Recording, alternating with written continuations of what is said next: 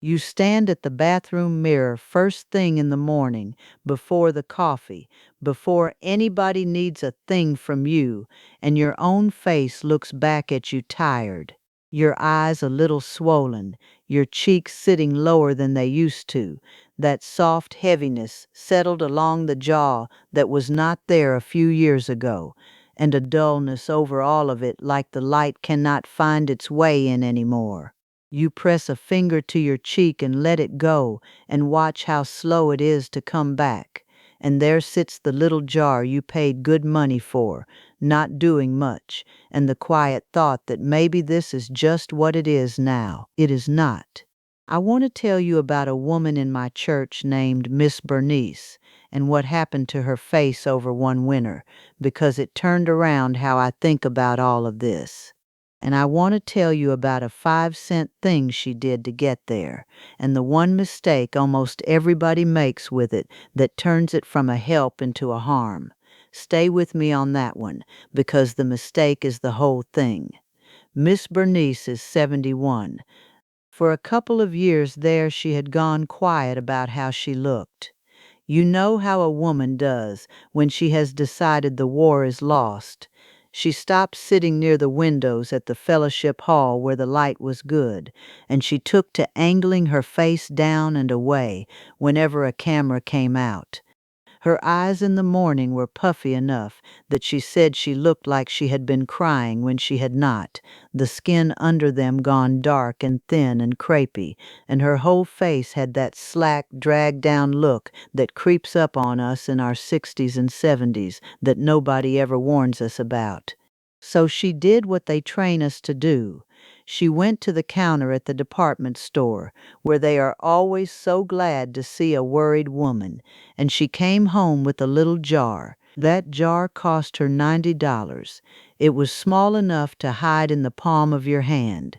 On the front, in that quiet, expensive lettering they like to use, it talked about antioxidants and firming and a brightening complex, and somewhere in the small print on the back, if you had your readers on, you would have found what the active ingredient actually was: green tea.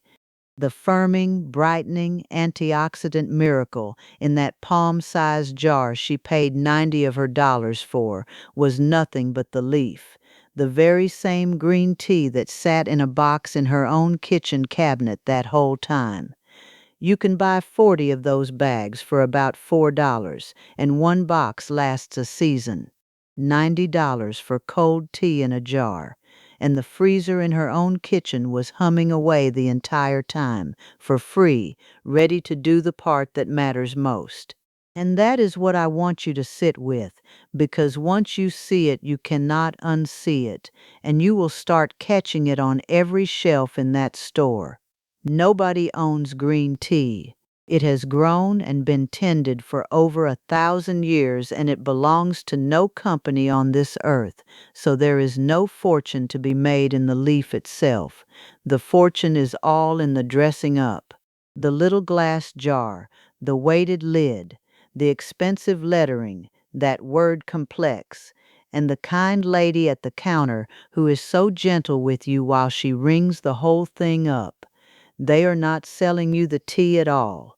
What they sell you is the costume they sewed onto the tea so you would never notice you already had it at home. And a jar is not even how the women who truly knew this used it.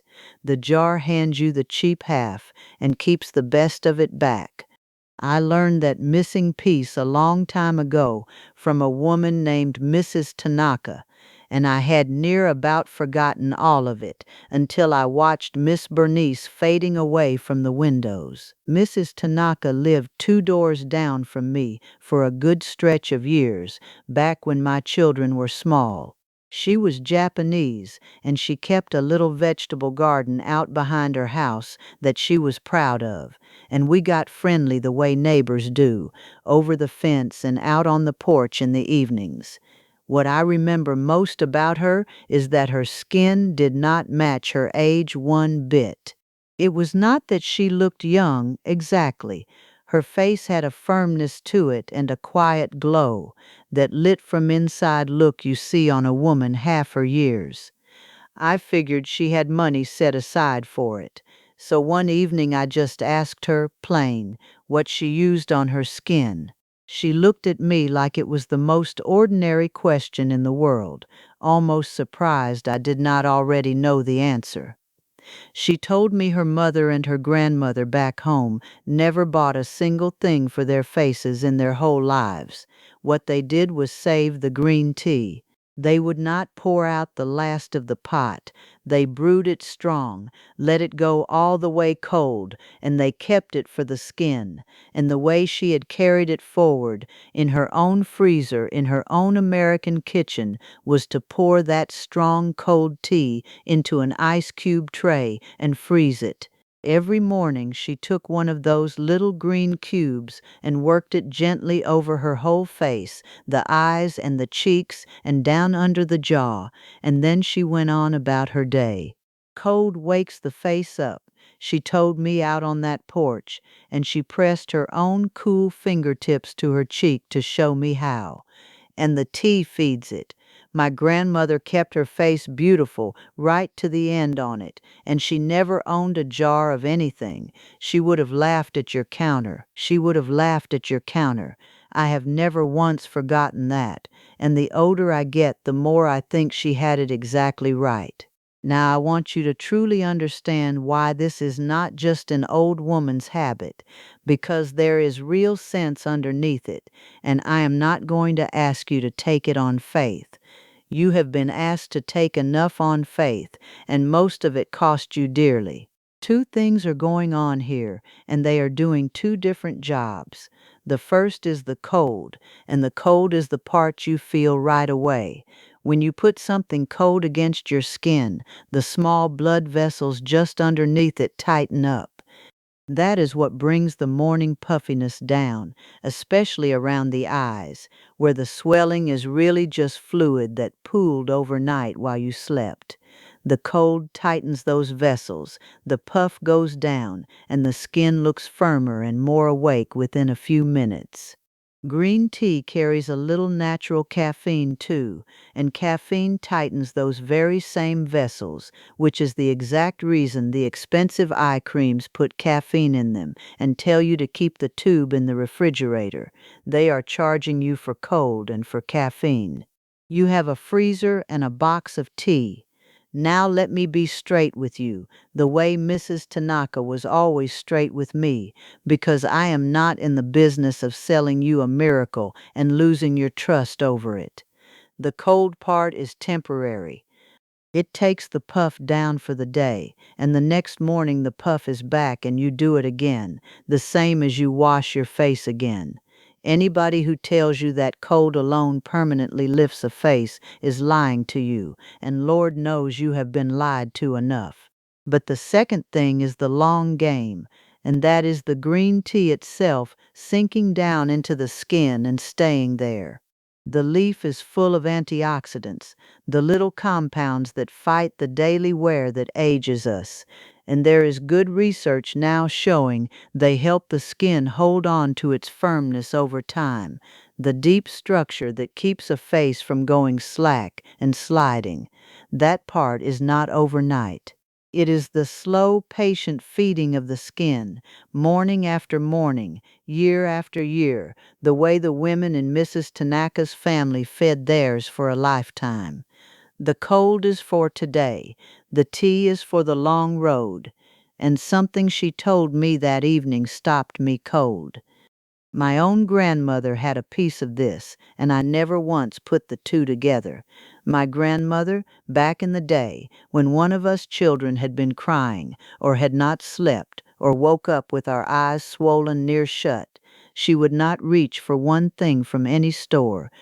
She took 2 tea bags, the same plain bags she steeped our supper tea from, wet them and pressed them cool in a saucer, and she laid us down on the bed with one over each eye and told us to be still and quiet for 10 minutes, and that swelling would go right on down. We thought it was just one of those things old folks did, half medicine and half foolishness. What we did not know was that it was the very same thing, the cold and the tea, that a woman clear across the world was keeping in her freezer at that exact same time. The very same thing a department store would one day fold into a palm-sized jar and sell for the price of a week of groceries. My grandmother already had it right there in her hands. She just never thought to freeze it, and not one soul ever told her there was a whole face's worth of good in that tea, and not only two tired eyes. That is the part that sits heavy with me. We did not lose this because it stopped working. We lost it because somewhere along the way we got taught that the real answer had to come in a jar with a price on it, that the free thing in your own kitchen could not possibly be the genuine article. The cooled tea bag on the eyes got filed away as a little country remedy, the kind of thing Big Mama did, something almost embarrassing to own up to, while the same exact idea got dressed up in fancy lettering and sold right back to us at the counter. This did not break 100 years ago. It broke in the span of one woman's life, in the little gap between my grandmother's saucer and the jar sitting in Miss Bernice's bathroom. We were the ones it got taken from, and we were right here to watch it go. This green tea is no new discovery either, and I want you to know that, because it ought to give you some confidence in it. In Japan, they have been growing and drinking this tea for the better part of 1,000 years. Monks carried it over from China centuries ago, and a region called Uji grew famous the world over for the finest of it, so prized that families passed down their own careful way of shade growing and preparing the leaf. The women treated it like something halfway to medicine, for the inside and the outside both. This is not some trend a young person cooked up last year. This is old, and it lasted this long for one plain reason. It works, and it costs next to nothing, which is exactly the kind of thing that ends up buried under 100 years of advertising. Now, some of you listening have already counted your face a lost cause. You have got the deep lines, the spots, the slack along the jaw, the crepey skin down the neck and under the eyes. You have poured years and real money into jars that did not do a thing, and somewhere in there you decided this was simply how it goes now. Hear me. It is not how it goes, and it is not too late for you. The skin you are wearing this very minute will answer to being fed and being woken up at 70 the same as at 50. Miss Bernice was 71 when she started, and you are about to hear what one winter did for her. You can start this very week with a box of tea and an ice cube tray for pennies, but you have to do it right, and there is that one mistake I warned you about, the one that leaves women with little broken red veins instead of a firmer face. So let me give you the whole of it the way Mrs. Tanaka gave it to me. Here is exactly how it is done. You take green tea, plain stuff, the cheap box from the grocery store, the dollar store, wherever.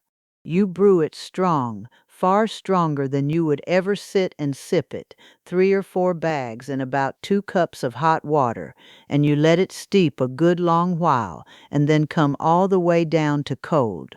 Do not sweeten it, do not add a thing, just the strong plain tea.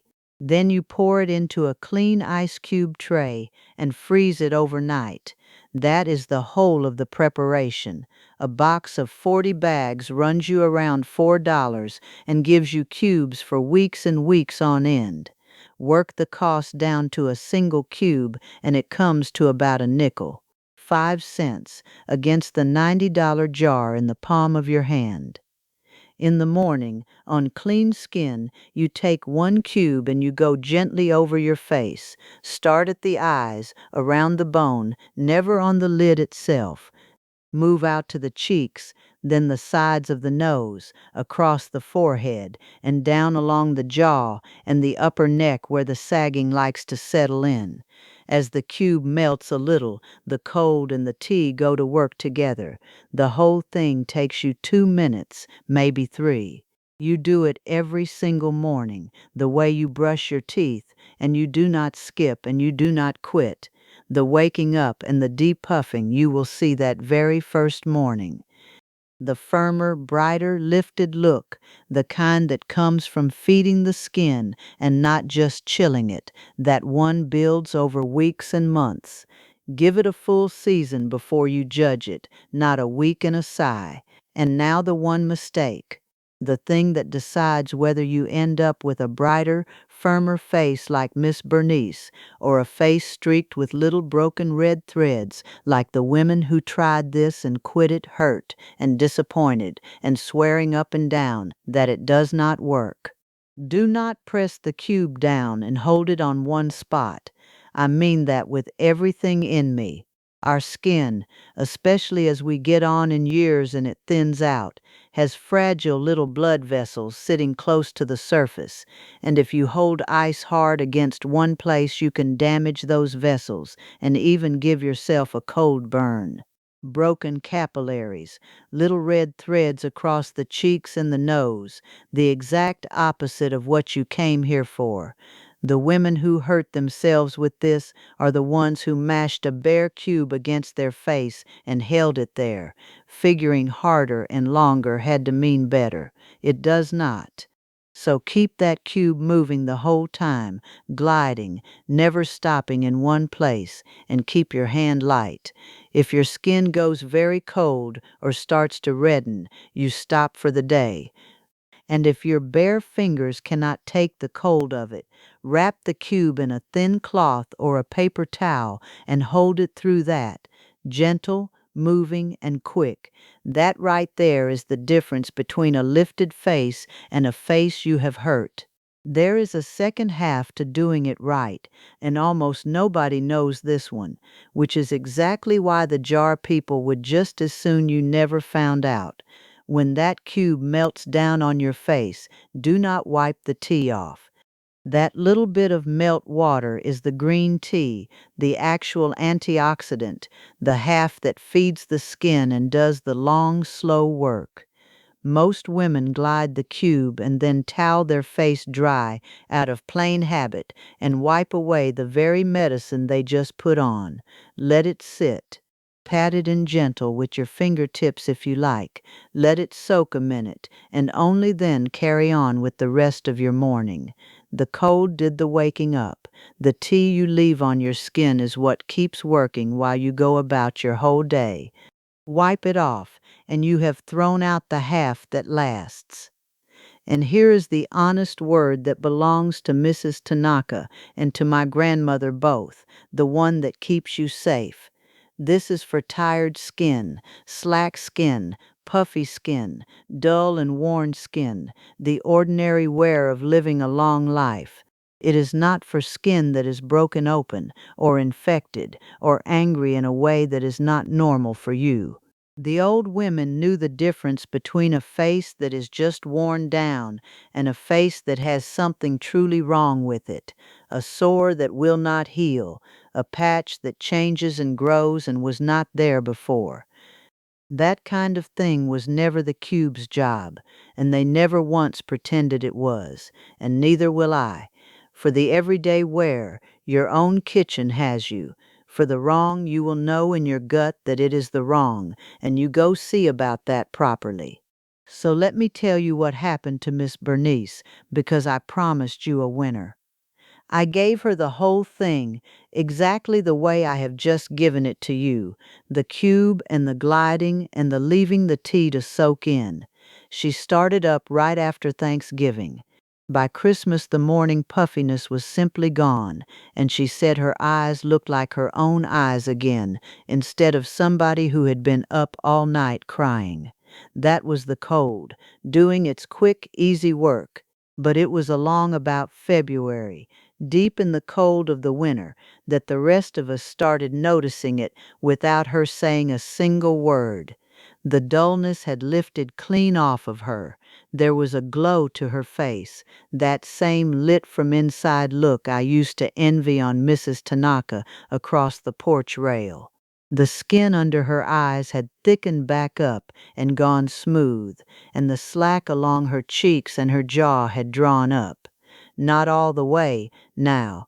I am not going to stand here and lie and tell you the woman woke up 40 years old, but it was enough. She looked rested and firm and like her own self in a way she had not in years. By the time the weather turned warm, she was sitting right back up by the windows with her face to the light. She had put that little jar away in a drawer after the first month, and she never bought another one. A box of tea, an ice cube tray, a couple of minutes she already had in her morning anyhow. That is the whole of what gave Miss Bernice her face back.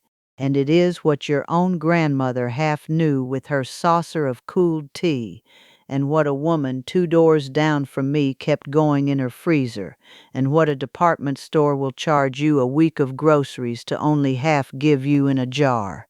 I think about my grandmother and that saucer, and about how close we came to losing the whole of it for good, not in some far-off past. Right here, in our own lives, in the very years we were taught that the windowsill remedy was something to be ashamed of and grow out of, and the jar on the counter was the grown woman's answer. It was never true, not for one single day. The real thing was always cheaper than the costume they sewed onto it. We just got talked out of trusting our own kitchens and our own grandmothers. You do not have to keep paying that counter to hand you back what was always yours. You can start tomorrow morning with a box of tea and a tray of cubes, the same as the women who never let it go. Before you go, do one thing for me. Tell me down in the comments the most you ever spent on a little jar that turned out to do nothing at all. I have heard some numbers in my time that would make you sit down, and I want to hear yours, and so do the women gathered here with me. We have all paid that counter at one time or another. And if you want the rest of it, the other things that got buried and dressed up and sold back to us, then stay close by. I am putting them back into our hands one at a time, the real ones, the cheap ones, the ones that always quietly worked. Press subscribe and you will not miss a single one. This is where the women who never stopped trusting their own kitchens are gathering, and there is a seat saved right here for you.